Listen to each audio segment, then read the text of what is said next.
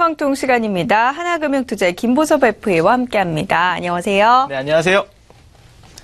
안녕하세요. 하나금융투자 김보섭 FA입니다. 네, 중국의 성장산업과 관련된 내용들 살펴보고 있습니다. 오늘은 어떤 내용 좀 살펴볼까요? 네, 오늘부터 알아볼 내용은 이 4차 산업입니다. 이번 주제는 어쩌면 우리의 미래와 아주 밀접하게 관련이 있는 가장 중요한 주제가 아닐까 싶은데요.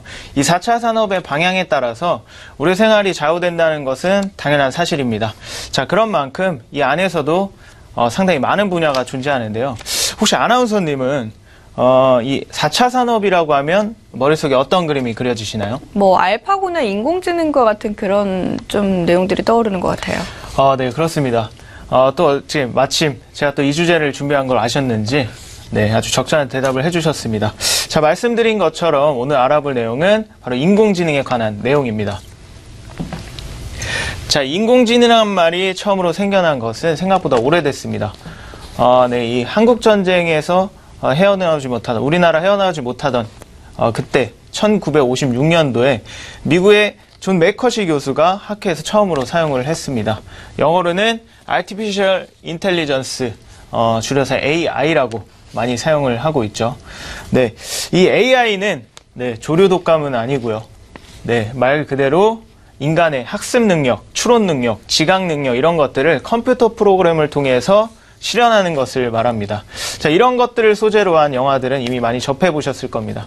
지금 화면에 보이시는 스티븐 스필버그의 AI가 있고요. 또 로빈 윌리엄스 주연의 바이센테니얼 맨이 또 그 중에 하나입니다. 자, 이렇게 꾸준하게 소재로 사용될 정도로 사람들은 이 분야에 대해서 많은 관심과 기대를 동시에 가지고 있습니다. 네.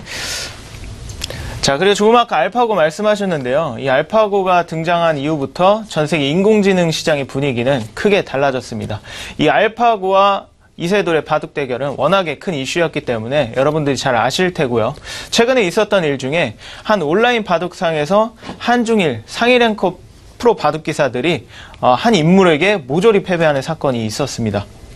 네, 이 마스터라는 아이디를 쓰는 정체불명의 인물이었는데요. 자신을 이기는 사람에게는 10만 위안을 주겠다라는 자신감도 보였는데 결과는 아무도 이기지 못했습니다. 네, 이 중국의 이세돌이라는 커젠 구단도 무참히 패배를 했다고 하는데요. 그런데 나중에 알고 보니까 이 정체는 사람이 아니라 다름 아닌 알파고였습니다. 이 딥마인드가 또 새로운 프로토타입을 테스트하기 위해서 했다고 하는데요. 이렇게 인공지능은 이미 상당한 수준에 도달해 있습니다. 그리고 앞으로의 발전 가능성도 더욱 무궁무진하고요. 인공지능은 지금 전 세계 트렌드라고 봐도 무방한데요. 네, 이 알파고가 그 도화선이 된 것은 분명해 보입니다. 네. 확실히 이제 그 일이 있었던 이후로 알파고와 관련된 관심 그리고 인공지능에 대한 관심이 높아지기 시작했는데 이 분야 같은 데는 아무래도 좀 전통적인 강자들이 많잖아요. 지금 중국 같은 경우는 어느 정도 레벨입니까? 네, 지금 말씀하신 것처럼 이 분야에는 강자들이 이미 많습니다. 근데 알파고뿐만 아니라 애플, IBM, 그리고 MS 같은 높은 기술력을 가진 그 기업들이 많은데요. 근데 중국도 여기에 크게 뒤처지지는 않습니다. 지금 화면 보시면 국가별 인공지능 특허 출원 건수가 나오고 있는데 지적재산권 조사기관 패스냅에 따르면 중국이 가지고 있는 인공지능 분야 특허 건수가 6,900건으로 전 세계 2위 수준입니다. 1위는 9,786건으로 미국이 1위를 차지했는데 네, 그 뒤를 중국이 바짝 쫓고 있는 상황입니다. 네, 지적재산권은 또 바로 그 나라의 성장 잠재력을 보여주는 중요한 지표이기도 합니다. 그래서 중국은 이 지적재산권을 확보를 하기 위해서 상당한 노력을 하고 있습니다. 그래서 지난 20년 동안 발표한 인공지능 분야 논문만 하더라도 약 13만 건에 달합니다. 미국이 11만 건인 것을 감안한다면 상당히 많은 숫자죠. 또 양으로 밀어붙이는 거 아니냐 이런 말도 있는데 이 논문 평가 지수에서도 또 2위를 차지할 정도로 네, 질적인 부분에서도 상당한 평가를 받고 있습니다. 네. 그리고 현재 전 세계의 인공지능 시장은 미국, 중국, 영국 이 세 나라가 중심이 되어 있습니다. 지금 화면을 보시면 전 세계 인공지능 기업 분포도가 나오는데 또 중국은 여기서 709개로 2위를 차지했습니다. 비록 미국이 압도적으로 높기는 하지만 이제 막 걸음마 단계라는 것을 감안을 한다면 그렇게 실망스러운 수준은 아닙니다. 또 이럴 수밖에 없는 게 중국 정부가 인공지능에 관심을 가지기 시작한 게 불과 3년밖에 되지 않았습니다.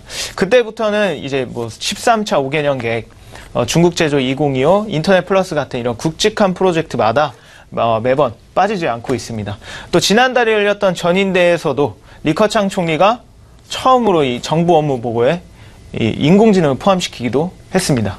네. 그럼 중국 같은 경우도 이 구글이나 애플처럼 두각을 나타내고 있는 기업들이 있나요?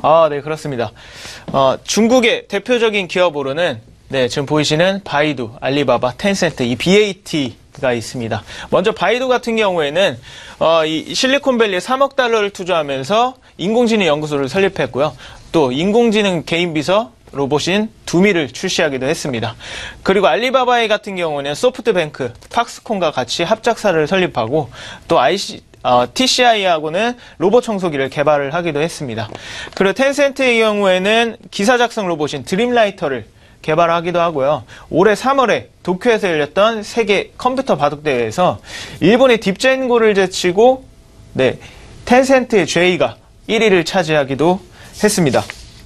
네, 뭐 비록 알파고가 출전하지는 않았지만 이미 가능성을 확인하기에는 충분했다라고 보여집니다.